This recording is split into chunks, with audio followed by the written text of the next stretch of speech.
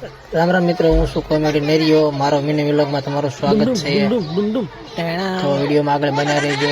અને આપણે આવી ગયા છીએ મઢે, તો પછી આપણે જવાનું છે લાકડા કાપવા વાડીએ.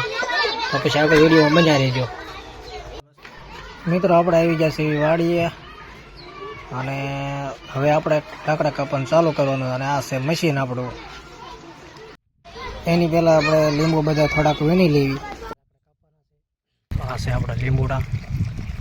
આમાં સુકાઈ ગયેલી જે ડાળીઓ હોય કાપી નાખવાની છે. અને અમુક આખા થળિયા સુકાઈ ગયા, તો એને આખા થળિયા કાપી નાખવાના છે. કારણ કે ઉનાળામાં હવે પાણી હોય નહીં, એટલે ઉપર લીંબુડી કાપ્યા પહેલાં આપણે લીંબુ લઈ લેવાના છે, પછી કાપી નાખવાની છે. એટલે પહેલાં લીંબુ વીણી લેવી. લીંબુ તો ઘણા છે, પણ હવે પાણી વગર કંઈ થાય એવું નથી, એટલે લીંબુ કાપી નાખવા છે. મિત્રો, આજ લાકડા કાપવાનો અમારો 3જો દિવસ છે. 3 દિવસથી મેં લાકડા કાપતા હતા, લીંબુડા કાઢતા હતા.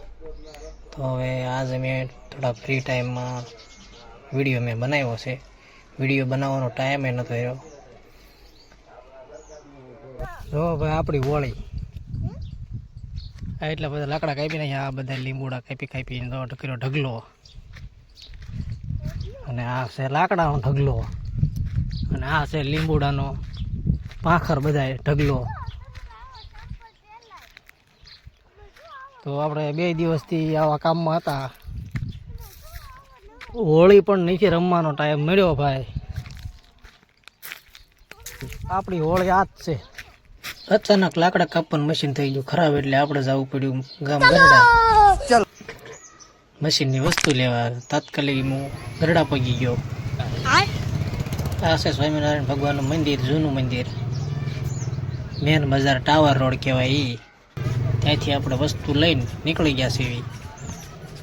જે કોઈ અહીંયા ગરડા મંદિરે આવેલા હોય એ કમેન્ટમાં જય સ્વામિનારાયણ લખી નાખજો. અને ન આવ્યા હોય તો જરૂર એકવાર જોવા આવજો. મસ્ત મંદિર બહુ સારું છે. નવું મંદિર, જૂનું મંદિર. આ છે જૂના મંદિરનો ગેટ, મસ્ત મજાનો. હવે અહીંથી આપણે આગળ જવાનું છે માર્કેટમાં. આમ તો અમારું ગઢપુર બહુ જૂનું છે, ઘણા વર્ષો પહેલાંનું. અને આપણે હવે વસ્તુ લેવાઈ ગઈ છે. આપણે હવે ધીમે ધીમે નીકળી જઈએ. આપણે હવે ગરડાથી નીકળી ગયા છીએ. અને આ એક વચ્ચે કયું ગામ આવે છે જરાક કમેન્ટ કરજો. કઈ જગ્યા છે, કયું લોકેશન છે. આપણે જવાનું છે વાવડી. વચ્ચે કયું ગામ આવે કમેન્ટ કરજો.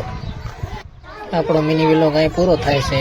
અને મળવી પછી આગલા વ્લોગમાં.